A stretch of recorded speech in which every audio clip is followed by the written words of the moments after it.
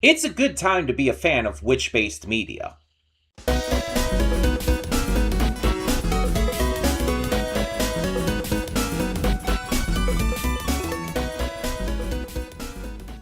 Before we get to today's video, I want to take a moment to talk about Patreon. That's right, we are on Patreon now, and we have a bunch of tiers with a bunch of great rewards. You can subscribe and get things like early access to all reactions, depending on your tier, depends on which reactions you get early access to. You can vote on polls exclusive to patrons that will help determine future reaction series and more. You will get to just have various choices in terms of like getting to choose future reactions I react to, getting to choose first impressions I check out, all kinds of different rewards, and possibly more coming in the future. We're still new at this. We're still figuring things out. It's a process. It's a process. But we have multiple tiers, so whatever you would be able to donate, if you're able and willing to donate, is appreciated. It helps me out, it helps the channel out, it helps us grow. It's going to help just, standardly. It's just something new to check out. Plus, if you like getting the reactions early, that's also a plus. But it is optional. If you're unable to do it, that's completely fine. All reactions will come to YouTube just a little bit later, a week later or so. So that all being said, thank you as always so much, and let's get on with today's video. And with that being said, hey everyone, welcome to Princess Gay. I'm your host Connie, and today we are here with my blind reaction to the Ebony Witch. This is not a donation reward. I want to start off by saying that, like a lot of my specialty reactions on the channel are, this is something I've decided to do at the start of our animation month as a way of highlighting some Black creators out there. The Ebony Witch is a series created by Papahin. I'm not 100% sure. Apologies if I mispronounce that. I'm not 100%. But it is a series that has apparently been in the works for a couple years now. And it just released its pilot at the start of April. So between Witch Hat Atelier, wow, I butchered saying that. Between Witch Hat Atelier and this, it feels like it's a good time for people who like witch-based media. But I'm excited to see what this is about, because I don't really know much of anything about this. This was recommended to me on YouTube. So, I mean, I'm all for that. I'm all for checking out, cool indie animations, and I'm hoping that this one ends up being really exciting. I have no knowledge of it going in, though, so there's not really much to say. I think we should just get into this and see what we have in store. Hold up just a sec. Before you click that link down in the description below to get to today's video, I want to remind you of all the awesome content we have both on this channel and the Princess of Gaming channel. Let's check it out.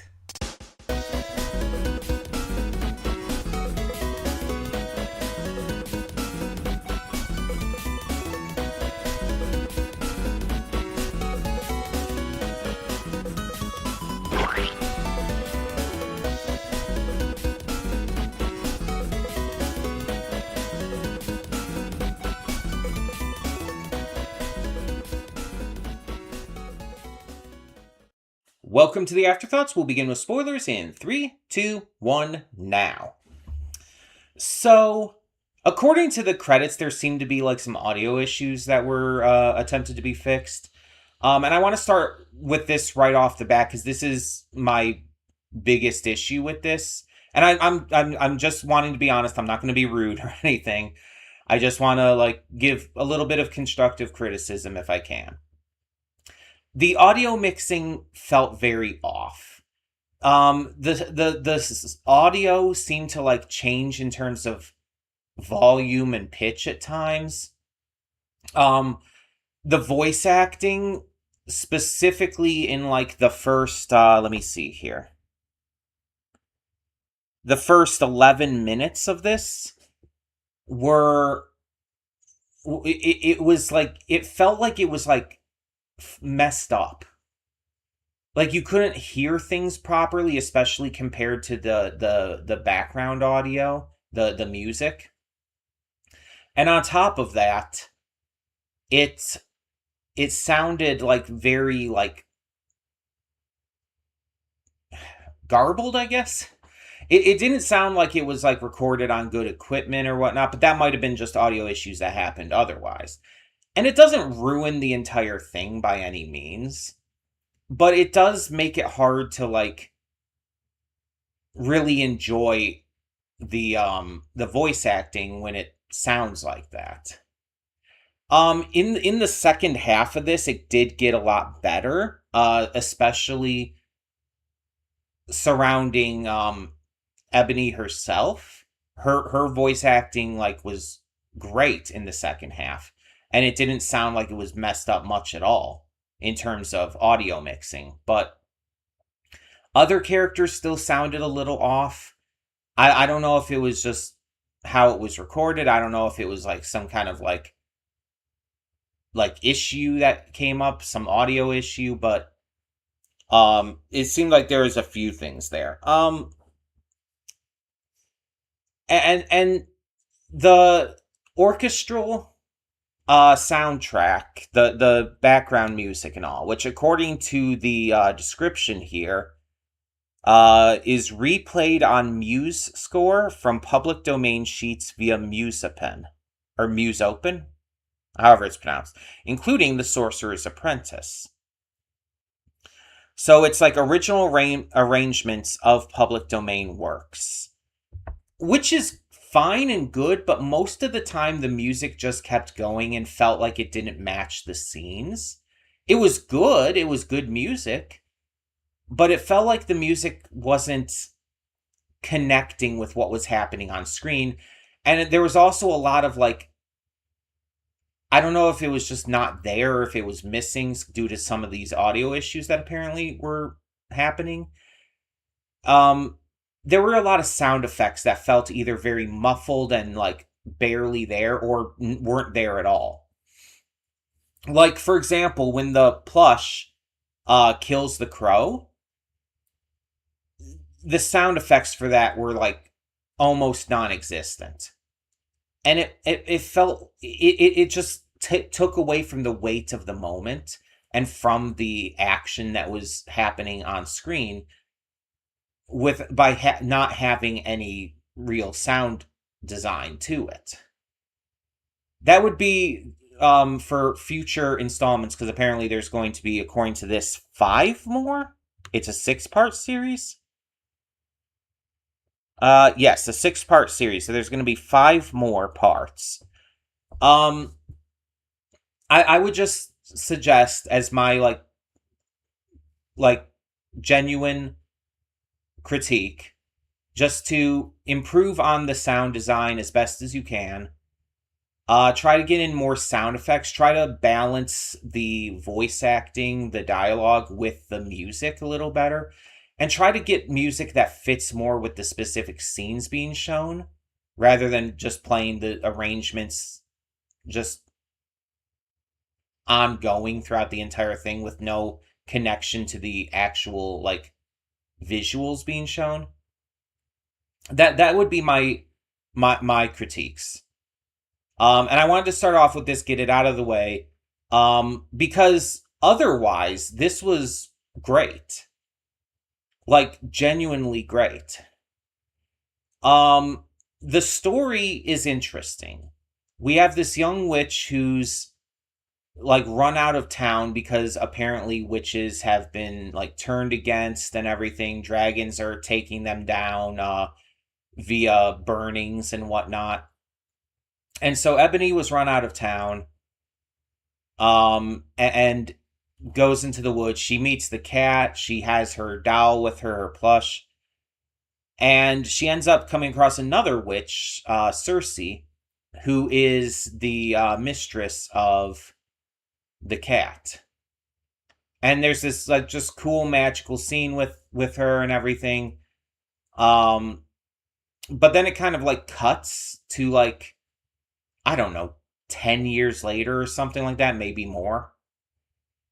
Where Cersei is now a lot older. She comes back and she sneaks back into town with the cat to cause chaos and everything. We don't really know why she wants to cause chaos, why she wants to do all of this. It's just something she's doing. Um, but that might be explained in future parts.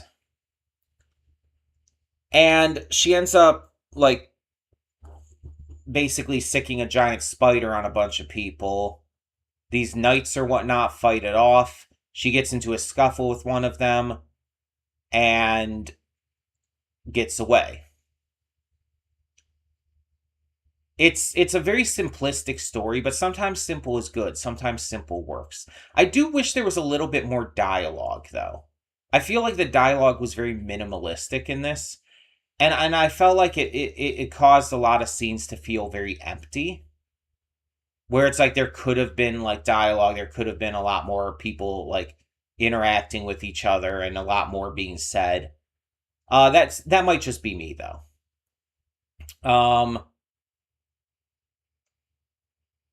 and then there's like an act two, which basically just shows these other characters interacting, and going to like meet as part of an audience with the queen, but we don't know why the queen is furious. I assume it has something to do with Ebony, the chaos she's been causing.